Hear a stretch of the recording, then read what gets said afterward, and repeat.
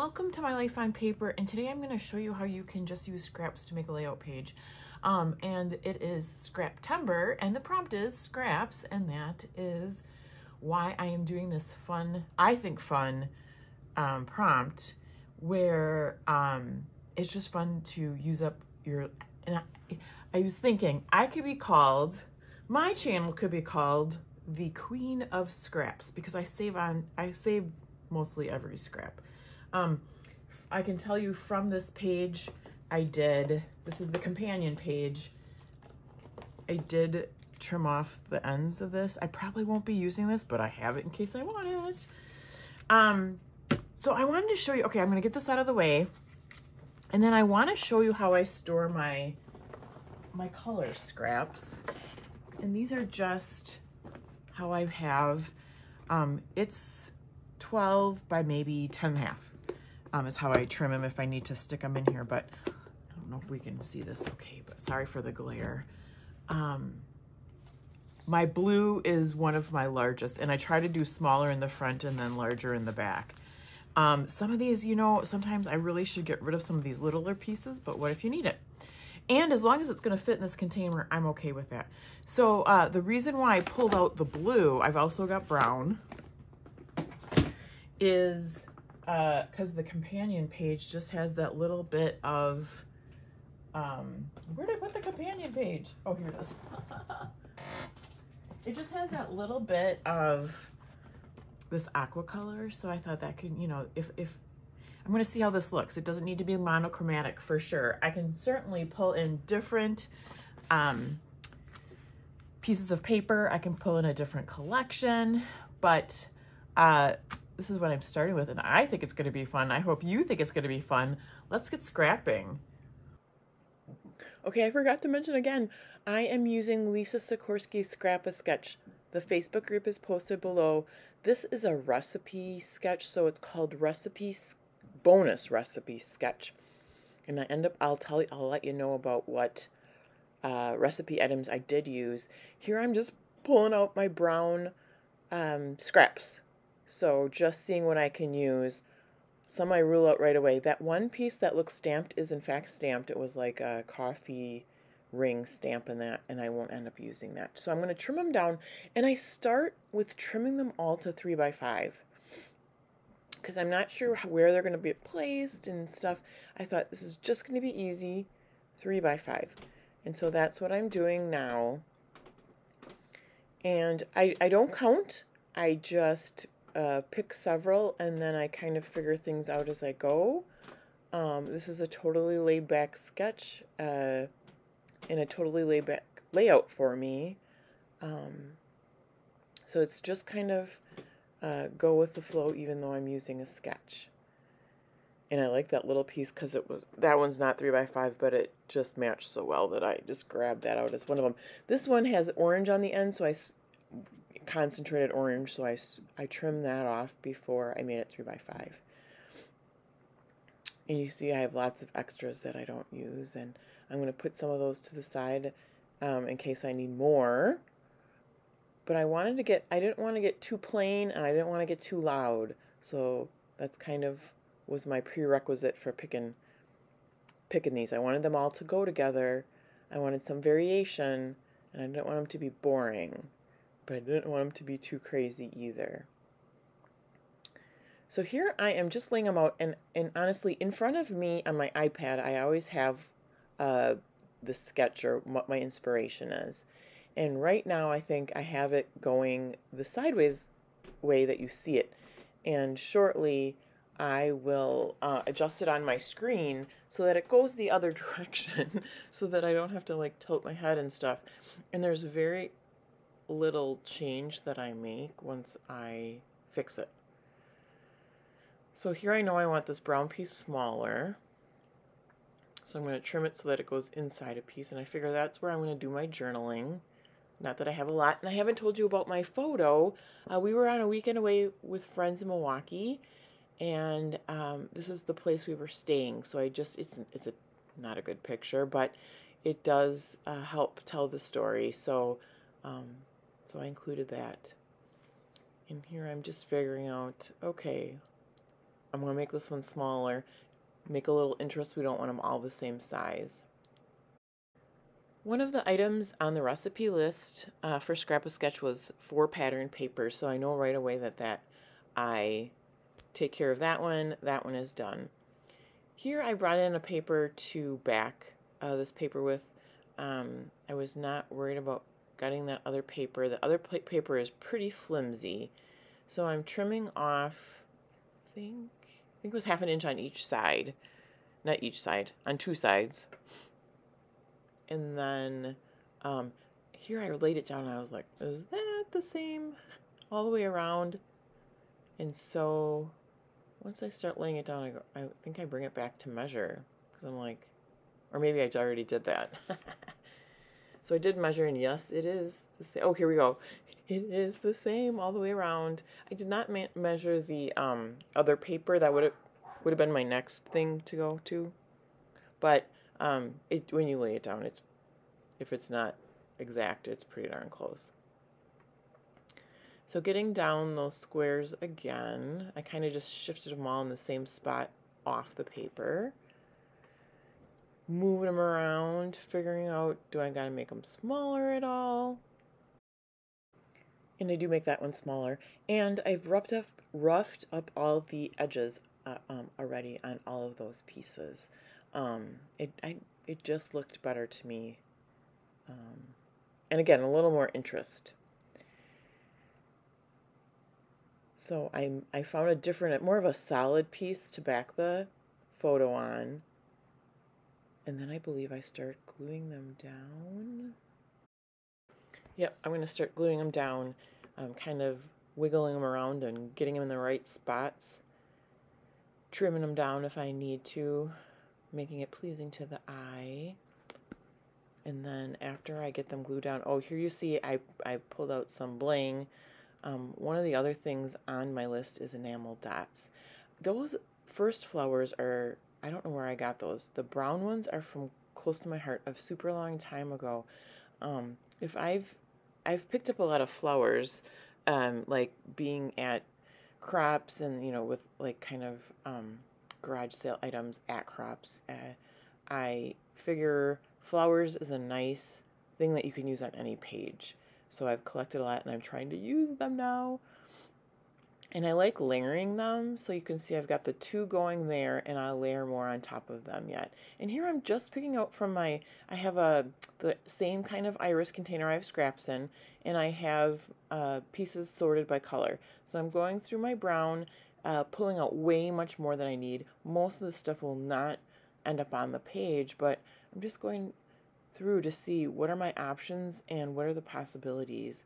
What fun things can I find?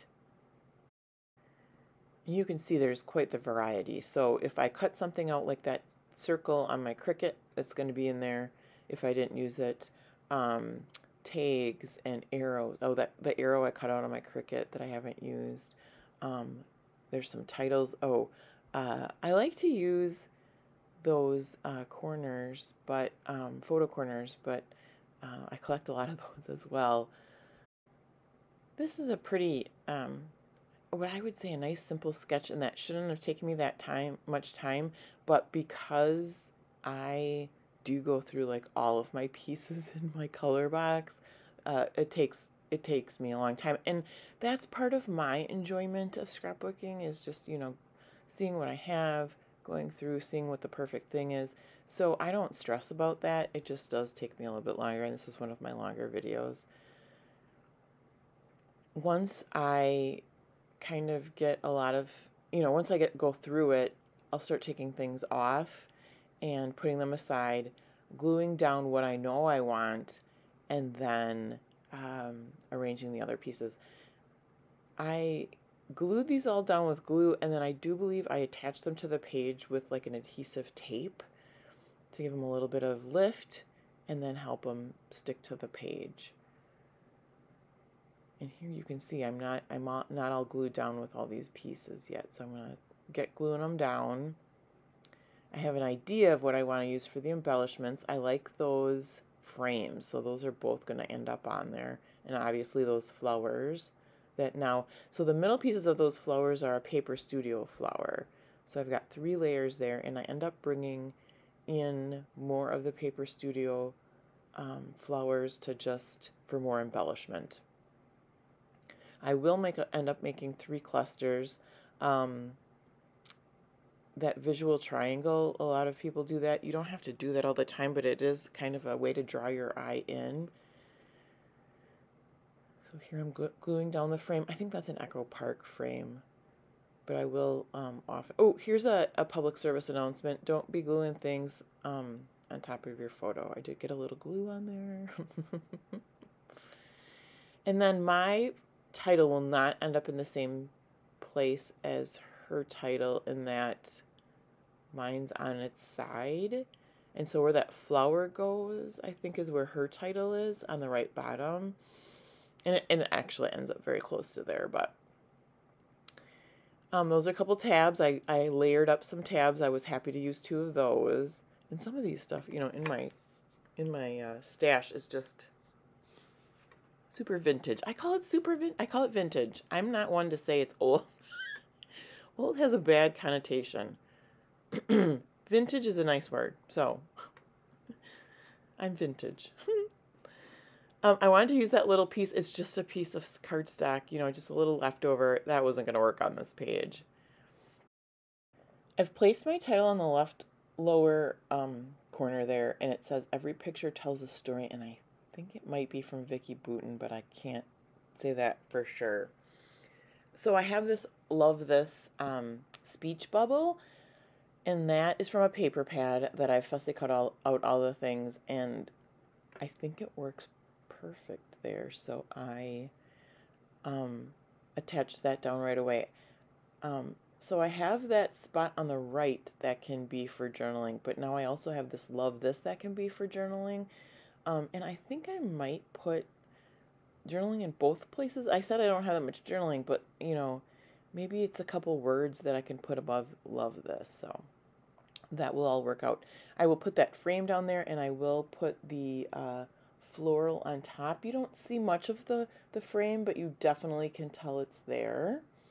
And it's another layer of another color of brown that's going to work well. On my list for my recipe is also paper tearing. So at this point I was like, shoot, I need some paper tearing. And it kind of looks out of place here, but I think when I get finished, it doesn't look so out of place. You'll have to let me know. I could have done another paper tearing on a different piece, but I just didn't. So that that arrow moves around and doesn't get used. The other thing on the recipe was flare, so I grab out some flare. A lot of them have like that blue color in them, but I'm just seeing kind of what are the fall ones that might go with this layout. There is some blue in that polka dot piece in the left corner. I find one that I really like that doesn't have blue. The next one, that one there, just has a little bit of blue, and I just tuck it underneath the flower, and it worked really good. And this is where I want a third cluster, so I picked out those pumpkins. And this is in October. I gotta make sure. Yeah, this is in October, so I felt, you know, fall pumpkins that were very appropriate. And then I do stick the flare down with my foam tape. That works really well. And I got some foam tape on the flower. And then I'll work on my clusters. And where do I want this? And that one was so cute. I wanted to make sure you could see it nice. And it's just circles. I love circles, though. Circles is my thing, and I think circles is very pleasing to the eye as well. So here I actually used some ATG, and I was just kind of placing it down. This floated around for a while, but when I finally do decide where I want it, I do get some dimensional tape on there. I found 2 more flowers, kind of random, really random flowers in my stash, and I was trying to figure out how to make those a part of the layout. And Janet Madison from RTS always says, when you don't know what to do, look at what you've done before. And so these flowers that didn't match, they had like a pink center, one had a pink center. I pulled out more of those Paper Studio flowers and layered those up in the middle, and it makes a nice cluster with that flare up there. So, but I'm trying to figure out where do I want to put my third cluster so that it makes sense. I didn't want to put it exactly across from the one on the upper left. I wanted more interest. I didn't want it exact.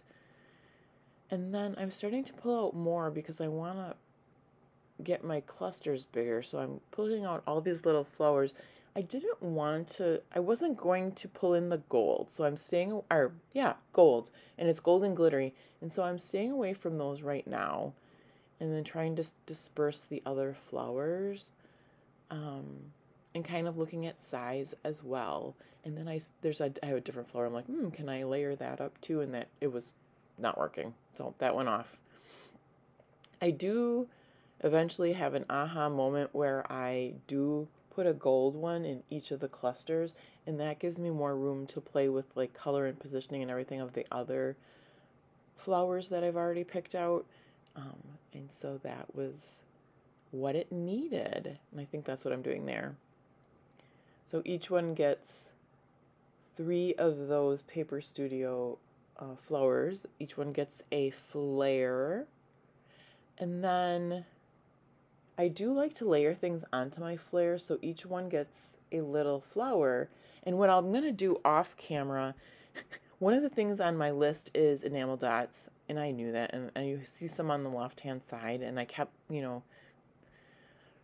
thinking about them. I mean, I didn't forget about them, but I did when I turned off the camera. I did forget about them, so they are on the final layout before I take pictures.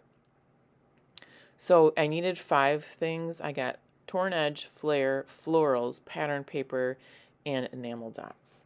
And it's good. I like things like that. It stretches you and it makes you think, and then you get a couple extra things on your layout. So I like that. So I'm coming to the end. Make sure you check out the pictures at the end. Make sure you check out everybody that's playing with Scraptember below, and have a fabulous day.